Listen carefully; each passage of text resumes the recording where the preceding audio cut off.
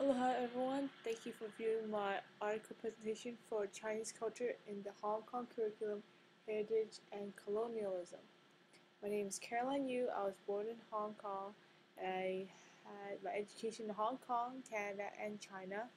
My major is art education. And the main point of this article is to illustrate the changes of the Hong Kong education system beginning at the time the Hong Kong Islands were ceded to the British Crown in 1842. So it talked about how Hong Kong education system was a combination of East and West, and it was affected by and mirrored the political and social environment in Hong Kong, and it also became a social, economic, and political tool to the British colonial government. So for those who don't know where Hong Kong is, this is China, and this little area here is Hong Kong. Looks like this. Now, Hong Kong became a colony of Britain and it was returned back to China in 1997. And from that time to then, lots of changes were made to the small fishing community, and that included the education system. So people in Hong Kong were people that immigrated from mainland China to have political freedom, escape the persecution and to have a better life. And the British colonial government wanted to create people that were bilingual, bicultural, who could work the trade in Hong Kong and also give them political advantage for good relationship. And lots of different schools were in Hong Kong at that time.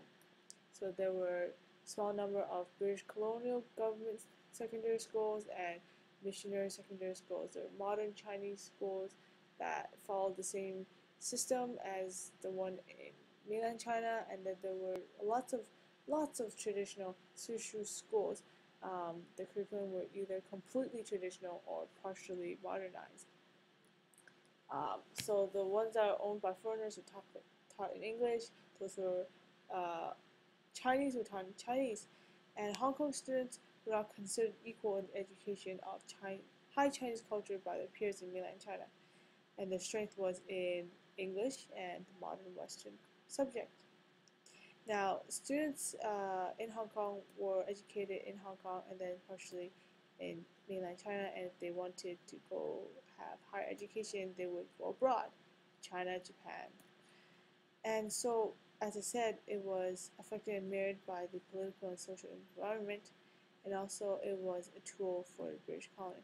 Here are some examples given by the article. Now, the Republic Revolution in 1913 made it necessary for the government, for all schools to register to the government so that they could monitor political activities in the schools. Also, World War II caused textbooks in Hong Kong to be revised because they were using textbooks that were Chinese, that were published in Shanghai, that had lots of propaganda in it, and they couldn't use the Chinese textbooks in Taiwan because they had propaganda in them too. And also, the Hong Kong University was founded in 1911 as a way to, bring Hong Kong students back into Hong Kong for the higher education, so they don't have to go to Japan, they don't have to go to colleges in China, and so they could have a British education without going to Britain. And also, one of the most important thing I think the article addressed for changing the education system was caused by demonstration in 1925 in Shanghai, and things just got a little crazy, and they saw the need to really bring back the Chinese culture into the education system. And so there was a Chinese department developed in the Hong Kong University, as well as a new government secondary school that was going to be taught in Chinese. And they wanted the younger generation to follow and propagate Chinese morality and scholarship throughout the world.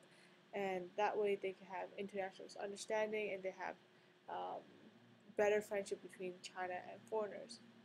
So in summary, Hong Kong education system was a reflection of the social and the political and the economical environment during their time, and changes were made because of different events. So thank you for viewing my article presentation. Have a nice day.